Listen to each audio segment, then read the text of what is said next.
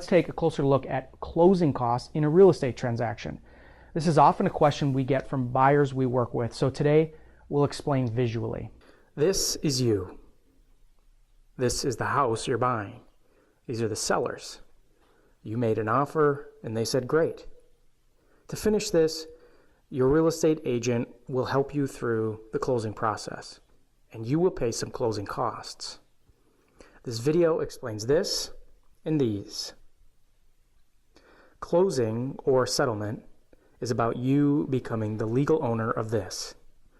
Public records currently agree that this belongs to them because the title establishes their legal ownership.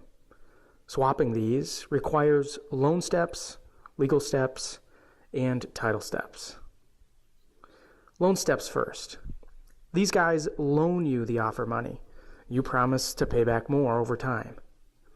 They charge you some loan fees and collect insurance, interest, and reserves as part of your closing costs.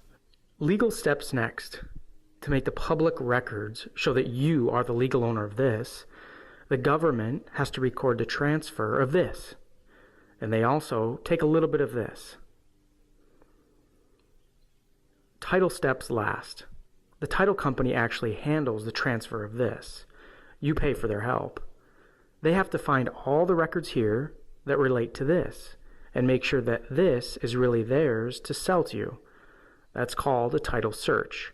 And the sellers might have missing heirs, former spouses, or other claims that show up long after the sale, claiming that this actually belongs to them.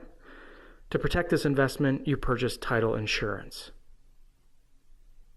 To recap, closing involves loan costs, legal costs, and titling costs. At your closing meeting with the sellers, your title company will have all these costs summarized on the government HUD-1 form.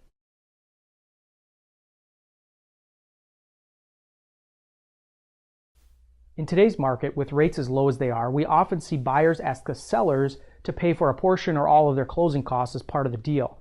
What this means for you as a buyer is that you will bring less cash out of your pocket to closing, but your mortgage will be higher with these costs included. Sellers typically don't mind you asking them to pay your closing costs because they just look at the net offer after deducting the costs. If they're okay with the net amount, they will accept your offer. As an example, let's say you offer $200,000 with the seller paying $5,000 towards your closing costs. The seller really sees a net offer of $195,000. After they deduct the $5,000, they will be paying towards your costs. But let's say you just offered $195,000 with no closing costs paid by the seller. In the eyes of the seller, these two offers are identical. So when you're considering closing costs in your purchase, you are really deciding on whether you want to build them into your loan and have the seller include them into the purchase, resulting in a higher final mortgage amount, or if you want to pay them in cash and have a lower overall mortgage. There are a few important things to consider when you're deciding on how to structure your closing costs.